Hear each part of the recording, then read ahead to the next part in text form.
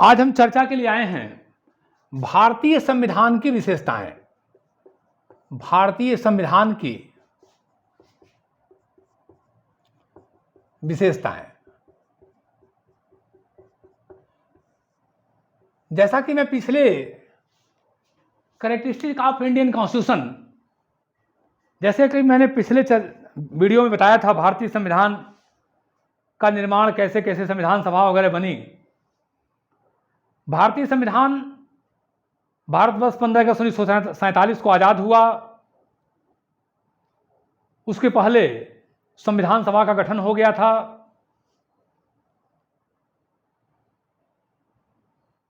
नौ दिसंबर 1946 को संविधान सभा की पहली बैठक हो गई थी।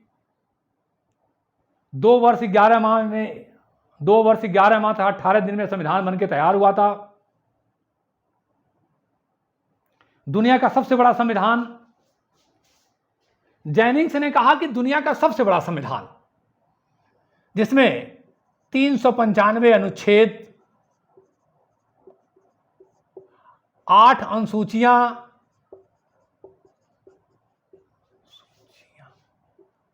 8 अनुसूचियां जो अब बढ़ करके 12 अनुसूची हो गई हैं। 12 अनुसूचियां, यानी 8 अनुसूचियां 12 अनुसूचियां हो गई हैं, 22 भाग। तो ये दुनिया का सबसे बड़ा संविधान। जब संविधान बना तो 8 अनुसूचियां थी, जो अब बढ़ करके 12 अनुसूचियां हो गई हैं। 395 अनुच्छेद, 22 भाग, 100 से अधिक संशोधन हो चुके हैं। दुनिया का सबसे बड़ा संविधान। जेनिंग्स ने कहा कि भारत का संविधान दुनिया का सबसे बड़ा संविधान है। 2 वर्ष 11 माह तथा 18 दिन में बनकर तैयार हुआ। भारतवर्ष की महान विभूतियां doctor Bhimrao Ambedkar, doctor Jayakar, doctor DP Khaitan, doctor Rajendra Prasad, Pandit Jawaharlal Nehru, Sardar Vallabh Bhai Patel, Sarojini Naidu, हमारे महाराजगंज से प्रोफेसर शिवबन लाल सक्सेना, केटी शाह, ऐसी तमाम बड़ी, सरदार वल्लभ भाई पटेल, महान विभूतियों ने मिलकर इस देश के संविधान को बनाया। जो वास्तव में जनता के प्रतिनिधि थे, जनता के महापुरुष थे, जनता के हीरो थे, जन आंदोलन से, जन सेवा से आए हुए थे, ऐसी महान विभूतियों ने इस संविधान का निर्माण किया। तो भारतीय संविधान की पहली विशेषता लोकप्रिय संप्रभुता पर आधारित, लोकप्रिय संप्रभुता पर आधारित। भारत का संविधान we the people of India से शुरू होता है। हम भारत के लोग, हम भारत के लोग, हम भारत के लोग, हम भारत के लोग से शुरू होता है। We the people of India, यानी संविधान भारत के लोगों ने बनाया है। भारत का संविधान भारत की जनता ने बनाया है। संप्रभुता जनता में निवास करती है।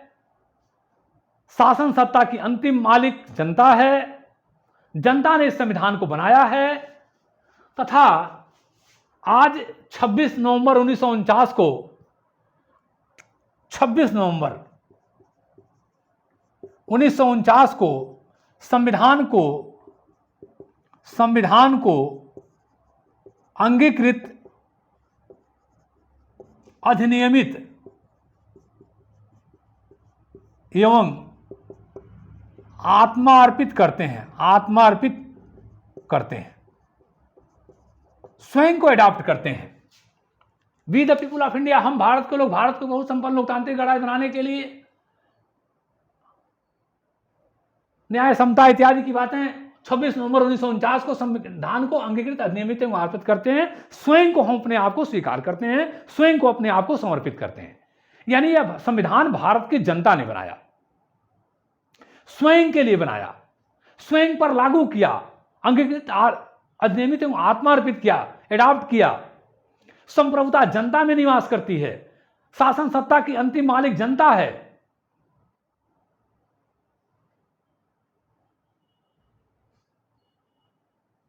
इस तरह की व्यवस्था भारतीय संविधान में है। इस नाते यह लोकप्रिय संप्रभुता पर आधारित है। संप्रभुता जनता में निवास करती है, पहला। दूसरा, लिखित, निर्मित तथा सर्वाधिक व्यापक संविधान। भारत का संविधान लिखित है, संविधान सभा ने लिखा, 2 वर्ष 11 माह तथा 18 दिन में लिखा। यह एक निर्मित संविधान है, इसका निर्माण किया गया है। हालांकि एक बात याद रखिएगा कि कोई भी संविधान न तो पूर्णतः लिखित होता है, न तो पूर्णतः लिखित होता है।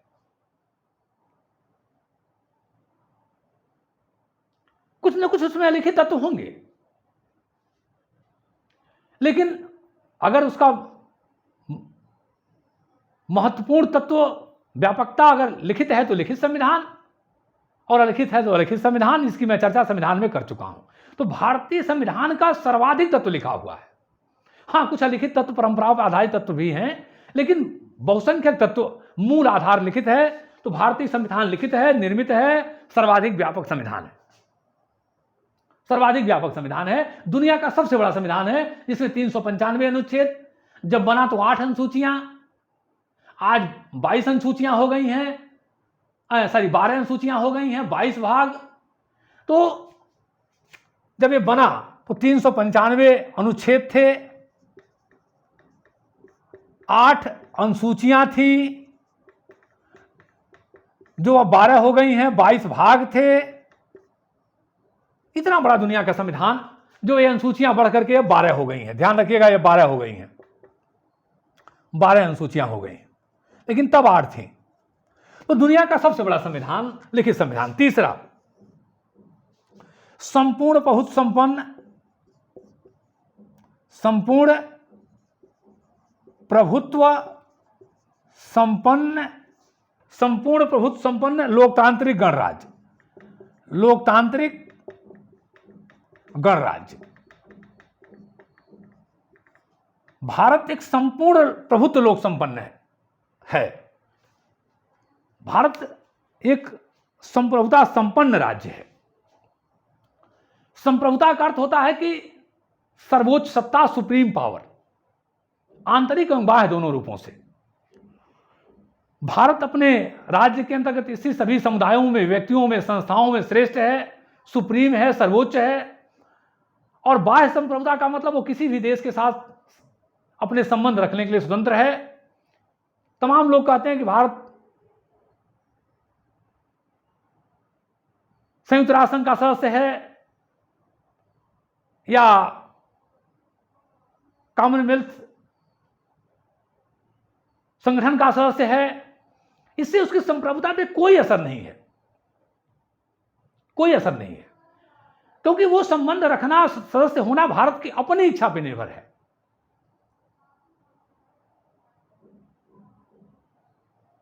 चाहे तो भारत सदस्य रहे या ना रहे,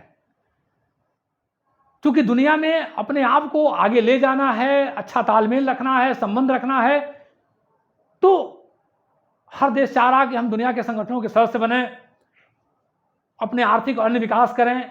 लेकिन यह मुख्यतः उस देश के ऊपर निर्भर है, साथ ही भारत के ऊपर निर्भर है कि भारत संपूर्ण बहुत संपन्न देश है, उसके ऊपर कोई, उसकी संप्रभुता पे कोई, दुनिया का कोई भी लेस मात्र भी प्रभाव नहीं है। भारत एक संपूर्ण बहुत संपन्न देश है, आंतरिक एवं बाह्य रूप से संपन्न है, लोकतांत्रिक है। भारत में लोकतंत्रीय व्यवस्था है, शासन सत्ता की मालिक जनता है। भारत में अप्रत्यक्ष प्रजातंत्र को अपनाया गया है, यानी जनता अपने प्रतिनिधियों के माध्यम से शासन सत्ता का कार्य करती है। शासन सत्ता की अंतिम मालिक जनता है। डॉक्टर भीमराव अम्बेडकर साहब ने कहा था कि शासन सत्ता की अंतिम बागडोर जनता के हाथ में है। शासन की अंतिम मालिक भारत की जनता है। संप्रभुता भारत की जनता में निवास करती है। We the people of India, हम भारत के लोग, जो हमारा संविधान शुरू होता है, तो वो अंतिम रूप से शासन सत्ता भारत की जनता में है। इस नाते भारत एक लोकतांत्रिक देश है और प्रत्यक्ष लोकतंत्र है, जहां जनता अपने प्रतिनिधियों के माध्यम से शासन सत्ता का कार्य करती है। गणराज्य, भारत गणराज्य है। गणराज्य का अर्थ होता है जब राष्ट्र का प्रधान जनता के द्वारा चुना जाए तो उसे हम गणराज्य कहते हैं। जब किसी राष्ट्र का प्रधान जनता द्वारा चुना जाए प्रत्यक्ष या अप्रत्यक्ष रूप से तो उसे हम गणराज्य कहते हैं। भारत में राष्ट्रपति राष्ट्र के प्रधान हैं, राष्ट्र के प्रमुख हैं, राष्ट्र के अध्यक्ष हैं और उनका जो चुनाव जनता द्वारा होता है अप्रत्यक्ष रूप से। जनता एमएलए और संसद सदस्यों का चुनाव करती है और वो जाकर के राष्ट्रपति का चुनाव करते हैं।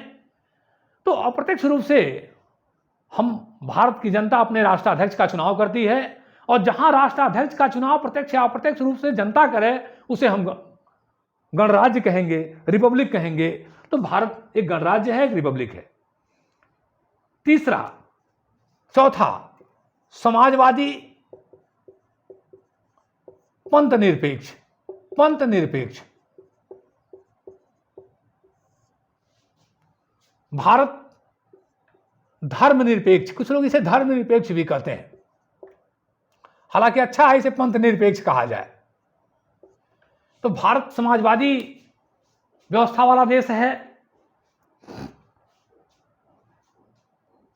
आपको बता दूं कि संविधान में 1976 में 42वां संविधान संशोधन के द्वारा समाजवाद, धर्मनिरपेक्षता या पंथ निरपेक्षता तथा अखंडता शब्द को जोड़ा गया। 42वां संविधान संशोधन के द्वारा 42वां संविधान संशोधन द्वारा भारतीय संविधान के प्रस्तावना में समाजवाद, पंथ निरपेक्षता तथा अखंडता शब्द को जोड़ा गया। अखंडता को जोड़ा गया। लेकिन ऐसा नहीं है कि इसके पहले भारत ऐसा नहीं था। अगर हम देखें तो हमारे संविधान सभा में इसमें बड़ी बहस हुई कि भारत में समाजवाद शब्द को जोड़ा जाए कि न जोड़ा जाए संविधान की व्यवस्था में, और बहुसंख्यक सदस्य इस बात पे सहमत थे कि भारत सारी समाजवादी व्यवस्था को अपनाएगा लेकिन समाजवादी शब्द नहीं जोड़ेगा, क्योंकि किसी एक विचारधारा से जुड़ने ठीक नहीं होगा। कुछ लोगों के लिए यह अटपटा भी हो सकता है लेकिन सारे समाजवादी तत्वों को जोड़ा गया। राज्य के नीति निदेशक तत्वों के माध्यम से समाजवाद का लाने का प्रयास, हर वो चीज अपनाया गया जिससे आम जनता के जीवन स्तर को उठाया जा सके, उनके दुख को कम किया जा सके। तो भारत ऐसा नहीं कि 1976 में समाजवाद सब जोड़ने के बाद समाजवादी व्यवस्था में आया, नहीं, ऐसा नहीं। भारत का मूल तत्व ही समाजवाद से जुड़ा हुआ है। भारत का संविधान जब निर्माण हुआ तभी भी सारी वो चीजें लाई गई जो समाजवादी तत्वों की हैं। जिससे भारत में गरीबी अमीरी खाई को कम किया जा सके, आम जनता के जीवन स्तर को उठाया जा सके, वर्ग संघर्ष को समाप्त किया जा सके। तो भारत का मूल तत्व समाजवाद का रहा। ये ठीक है कि 1976 में सरकार ने इसे जोड़ा। तो भारत का संविधान एक समाजवादी संविधान। पंथ निरपेक्षता या धर्म निरपेक्षता, भारत एक धर्मनिरपेक्ष या पंथ निरपेक्ष संविधान की व्यवस्था करता है। सभी धर्मों का समान आदर, राज्य किसी भी धर्म के साथ कोई भेदभाव नहीं करेगा। अच्छा, अब हमारे यहां बहुत सारे लोग धर्मनिरपेक्षता की बड़ा गलत परिभाषा निकालते हैं। कितने लोग तो इतने बेवकूफ हैं कि वो कहते हैं कि पंथ निरपेक्षता का मतलब हुआ कि धर्मों का विरोध। ऐसा नहीं है। पंथ निरपेक्षता का मतलब हुआ, धर्मनिरपेक्षता का मतलब हुआ कि सभी धर्मों का समान आदर, सभी धर्मों का समान व्यवहार राज्य के द्वारा, सभी का सम्मान, जो मोदी जी का सपना कहना है कि सबका साथ सबका विकास, सभी धर्मों का समान सम्मान, समान व्यवहार, किसी के साथ कोई भेदभाव नहीं, हर व्यक्ति को अपने धर्म के अनुसार चलने, बोलने, पूजा पाठ करने और किसी भी धर्म के साथ दुर्व्यवहार न करने की व्यवस्था भारतीय संविधान में है। कि अपने धर्म को आप मानिए, पूजा करिए, लेकिन किसी भी धर्म के साथ बुरा बर्ताव, बुरा व्यवहार, जबरन धर्म परिवर्तन, लालच इत्यादि मत करिए। अपने धर्म को करिए, आप मानिए, कौन रोक रहा है? सर नीचे करके पूजा कीजिए, सर ऊपर करके पूजा कीजिए, क्या दिक्कत है भाई? लेकिन किसी धर्म का निरादर मत कीजिए, अपमान मत कीजिए, असम्मान मत कीजिए। तो धर्मनिरपेक्षता का मूल तत्व जो भारतीय संविधान ने अपनाया कि राज्य का अपना कोई धर्म नहीं होगा, कि ये धर्म को हम जबरन थोपेंगे, नहीं। सभी धर्मों का सम्मान होगा, सभी का आदर होगा, सबके साथ समान व्यवहार होगा, सभी लोगों को अपनी पूजा पद्धति मानने करने की आज़ादी होगी। तो भारत एक सदियों से अटल बिहारी वाजपेयी जी ने कहा था, भारतीय राजनीति के सितारे, कि भारत सदियों से, युगों से एक धर्मनिरपेक्ष व्यवस्था का देश रहा है। कठोर एवं लचीला संविधान, कठोर एवं लचीला। भारतीय संविधान कठोर भी है और लचीला भी है। लचीला का मतलब होता है कि जिस संविधान व्यवस्था में कानून निर्माण और संविधान संशोधन दोनों की एक प्रक्रिया हो, उसे हम लचीला संविधान कहते हैं। कि संसद अपने साधारण बहुमत से कानून निर्माण कर ले और संसद अपने साधारण बहुमत से संविधान में परिवर्तन संशोधन कर ले, इसे हम लचीला संविधान कहते हैं। लेकिन संसद कानून निर्माण साधारण बहुमत से कर ले और परिवर्तन के लिए कुछ विशेष पद्धति अपनाए, कठोर पद्धति अपनाए, कड़ा पद्धति अपनाए, कठिन पद्धति अपनाए, तो समझिए कठोर संविधान है। तो भारतवर्ष में दोनों व्यवस्थाएं हैं, लचीला भी है और कठोर भी है। भारतीय संविधान में संशोधन करने के लिए 3 व्यवस्थाएं हैं। अनुच्छेद 368 के अंतर्गत, अनुच्छेद 368 में संविधान संशोधन की 3 तरह की व्यवस्था है। व्यवस्था 3 तरह की है। पहला, साधारण बहुमत, साधारण बहुमत से संविधान में संशोधन। इसका मतलब हुआ कि संसद अपने उपस्थित एवं मतदान करने वाले सदस्यों के साधारण बहुमत से संविधान में संशोधन परिवर्तन कर सकती है। एक तरीका यह हो गया जो लचीले संविधान का गुण है। दूसरा, विशेष बहुमत, विशेष बहुमत, विशेष बहुमत, विशेष बहुमत का मतलब हुआ कि 2/3 संसद के द्वारा, संसद सदस्यों के 2/3 बहुमत से, उपस्थित एवं मतदान में भाग लेने वाले सदस्यों के 2/3 बहुमत से संविधान में संशोधन परिवर्तन हो सकता है। 2/3 बहुमत। तीसरा है कि 2/3 संसद तथा आधे राज्यों के विधानमंडलों का समर्थन, विधानमंडलों का समर्थन।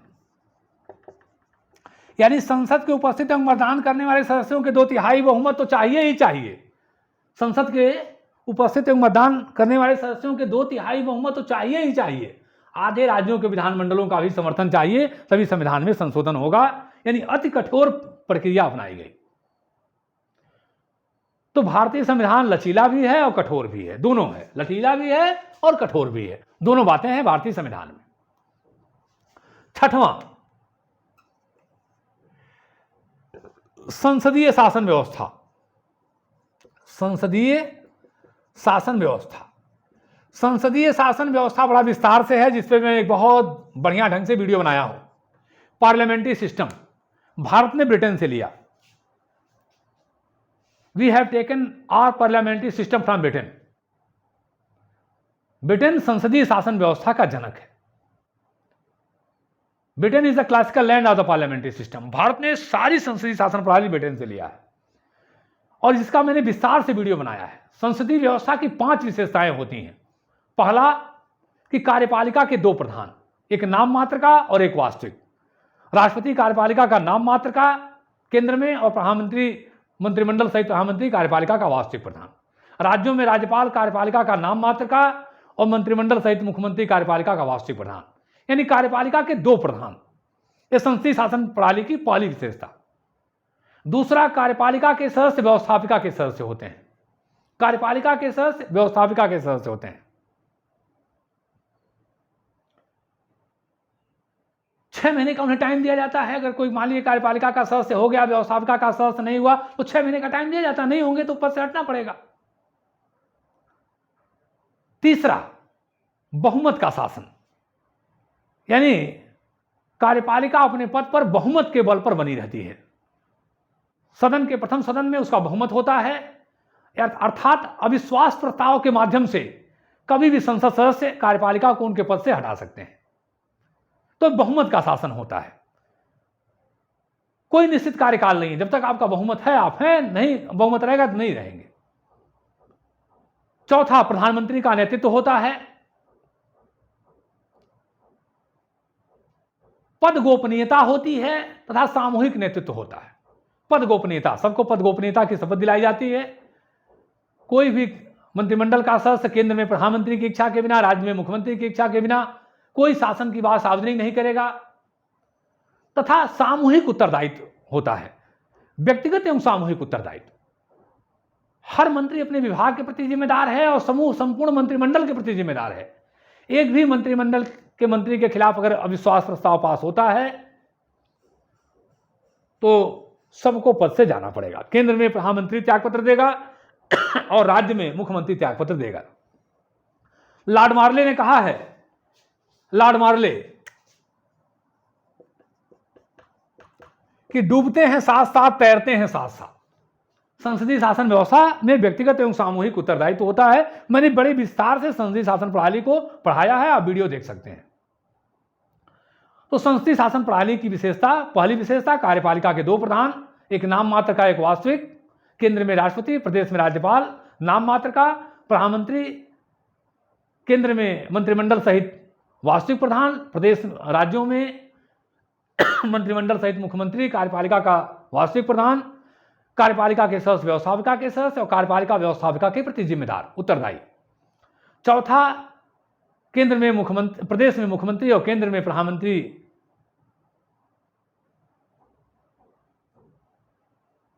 के नेतृत्व में सरकार काम करती है, यानी प्रधानमंत्री का नेतृत्व।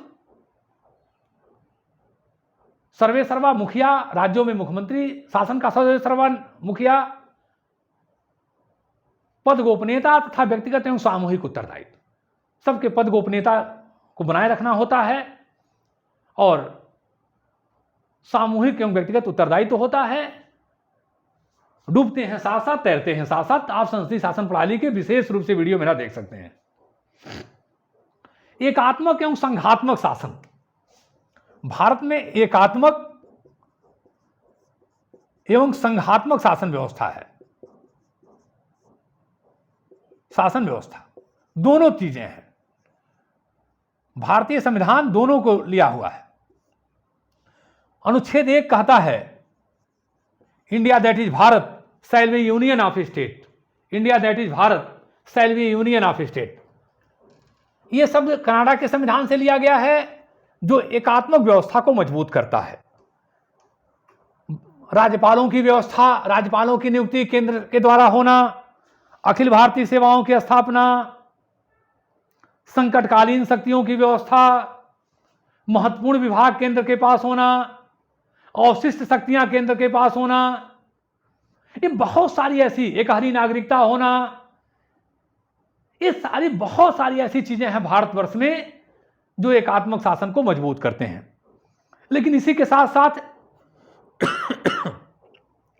लिखित संविधान होना, संविधान का कठोर होना, स्वतंत्र एवं निष्पक्ष न्यायपालिका का होना, शक्तियों का बंटवारा होना, ऐसी बहुत सारी चीजें हैं जो संघीय शासन को मजबूत करती हैं। तो भारत में एकात्मक भी है और संघात्मक भी है, लेकिन भारत में एकात्मक तत्व संघात्मक से ज्यादा मजबूत हैं क्योंकि हमारे संविधान निर्माता देश को सुरक्षित ज्यादा करना चाहते थे कि विशेष आपदा और संकट के समय भारतवर्ष एक मजबूती के साथ खड़ा हो, क्योंकि उन्हें भारतवर्ष के इतिहास को भली बात जाना और पढ़ा था, देखा और समझा था। डॉक्टर राजेंद्र प्रसाद ने अपनी आत्मकथा में लिखा है कि संविधान सभा के सभी लोग इस बात पर सहमत थे कि भारत में एकात्मक तत्वों को मजबूत किया जाए, एकात्मक तत्वों को मजबूत किया जाए, जिससे संकट काल में भारत मजबूत होकर कार्य कर सके, एक साथ पूरा भारत खड़ा हो सके। तो भारत में एकात्मक तत्वों को मजबूत किया गया। इसी के साथ साथ संसदीय प्रभुता एवं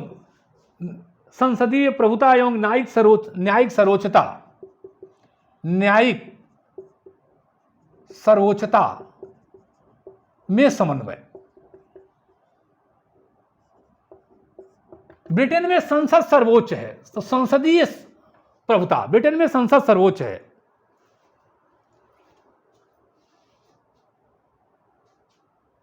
डी लोम ने जहां कहा है, डी लोम ने कहा है कि ब्रिटेन में संसद कुछ भी कर सकती है, एक महिला को पुरुष और पुरुष को महिला करने के अलावा कुछ भी कर सकती है। ब्रिटिश संसद कुछ भी कर सकती है, एक महिला को पुरुष नहीं कर सकती और पुरुष को महिला नहीं कर सकती, बाकी सब कुछ कर सकती है। यानी ब्रिटेन में संसद सर्वोच्च है, सुप्रीम है। और 1803 के मारबरी बनाम मेडिसन